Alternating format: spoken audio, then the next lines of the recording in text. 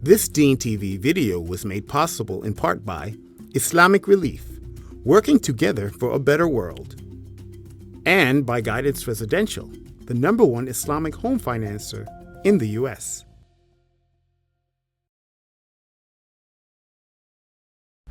You wanna be at the top? Inshallah. Are we the cream of the crop? Inshallah. You gotta rock till you drop. Inshallah. Cause believers never stop. Yeah. MashaAllah. Come on.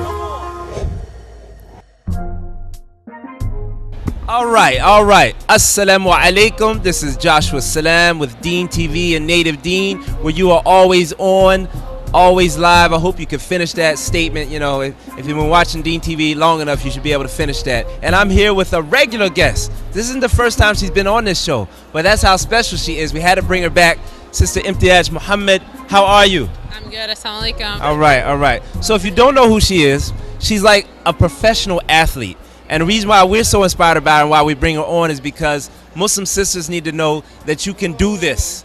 In fact, I was talking to my mother about your story. You don't even know. So you don't know what I'm about to say, do you? No. She told me like you were telling the history about when you were coming up and you used to run, you used to do maybe baseball and running track and different things, and people would try to make fun of you because you had to wear sleeves this long, whatever.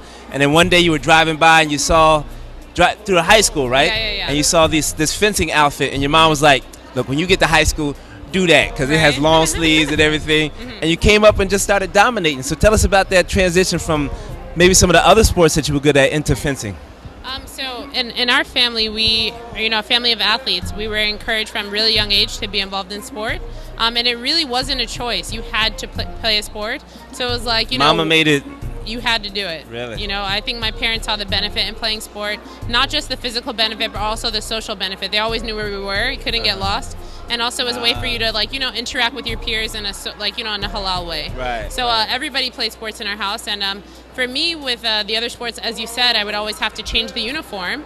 And with fencing, it was just super easy. I got to look like everyone else, and wear my hijab and not have to change the uniform at all. It just fit me, as opposed to me trying to make the sport fit myself. Right. You didn't walk up to somebody. What is she doing? What kind of uniform is that? You were just normal, just like everybody else. Within my sport, I'm normal. Outside, people are like, fencing. What are you doing? Right. That's right. Fencing is not that normal. So what were some of the other sports that people played in the house? Yeah. So for the most part, most of my siblings received a scholarship, athletic scholarship. I was the only one who got academic scholarship, but my brother played football. I have a sister who played volleyball, and my other sister fights fences. Really? Yeah. Do you guys ever go at it, you and your sister, just to keep your skills? All the time. We train together. Yeah. Really? Definitely. And you find your skills improving? Oh, yeah. I mean, my sister's my #1 training partner. I love training with her. And one of the best things about having, your best friend be also your training partner is you're trying to kill each other on the strip. And then you can, be sisters and be loving afterwards. But we're definitely very competitive, and we try to push each other to be the best athletes we can be. And you said that you not only do, I'm going to come back to the sports, but you not only do sports, you started your own company. Yeah, and I'm going to tell you, look, see, I have all this background knowledge about you. So one sister was telling me she tried on one of your dresses, right? And she was just going on and on about like, oh my God, it's so awesome. She knows exactly where to put the pockets, and it's just like perfect for a Muslim sister. So how much like thought did you put into this outfit, or was it just something that, these colors work? Because she was just swearing by your outfits based on the other places that she shopped at, that she felt like you put a lot of time and energy into thinking about the Muslim woman. Yeah.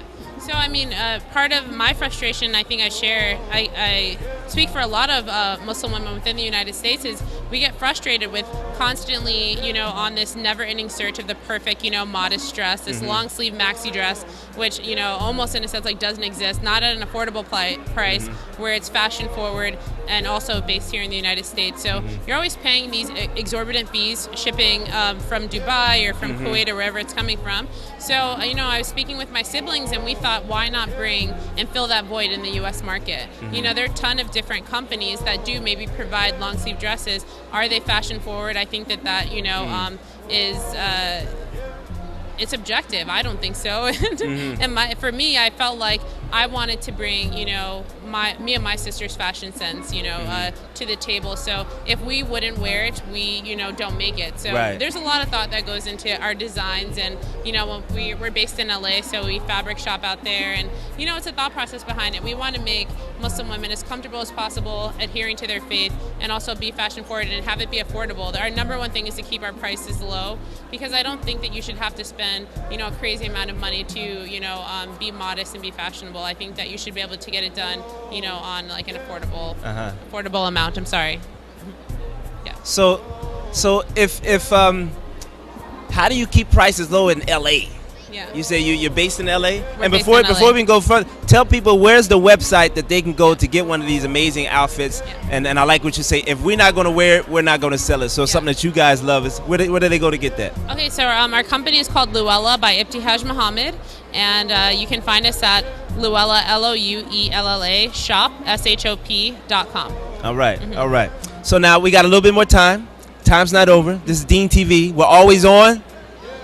Always live, that's right. So we're going to learn a little bit more about what this Sister Muhammad, Miss Muhammad, Ibtihaj Muhammad, feels about Muslim women and sports. Now, I'm a youth director, and I'm always trying to get the sisters to start a basketball league or to start a soccer league, and it is so hard.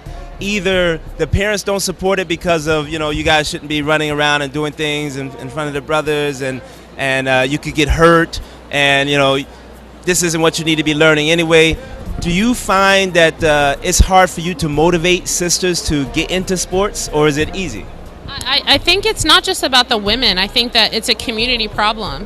As Muslims, whether it be cultural or religious, I'm not really sure. But I think, sometimes people wait until they, are afflicted with an illness. Allah forbid they get sick, and then all of a sudden it becomes important within that family household to work out or, be active or eat healthy.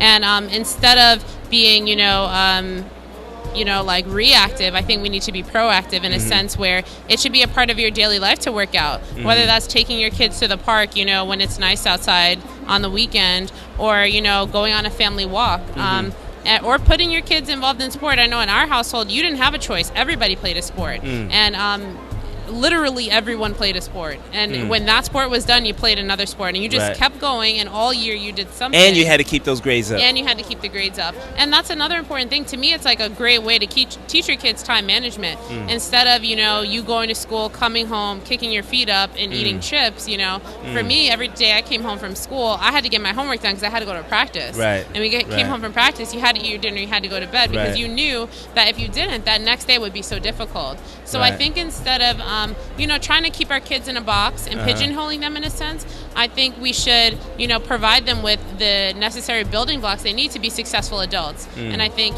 sports is such a great thing because it builds the foundation to be really great at managing your time, to even, creating really high self-esteem and being able to see the outcome of really hard work. So that's what sports has done for me. It's opened up so many doors, and I just try to tell my story and share that with people, and hopefully encourage, especially, our Muslim families to try to introduce that into their children's lives at an early age. Well, you shared a lot with us today. Not only did you share your website, share it again, please. LouellaShop.com. And spell that? LouellaShop.com. .com, where you can get all those amazing outfits specifically for women. I can't shop there. No, that's next year. Or if I did, I'd just keep that to myself, right? If you did, you'd have to give it to your wife. Yeah, we wouldn't talk about that. You learned about the website. You learned about her amazing career. She's a professional athlete. How often do you see that?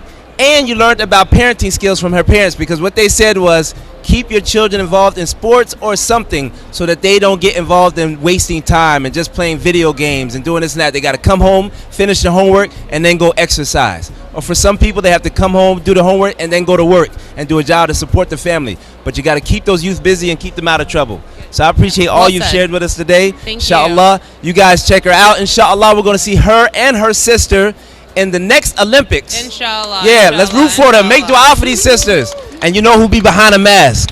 Right here. Get a zoom up. There you go. Right behind the mask, inshallah. All right, Salaam alaikum. Let's see if the audience knows it this time. This is Joshua Salaam and Ibtihaj Muhammad on Dean TV, where we are always on. Always live. All right, mashallah. Salaam alaikum, everybody.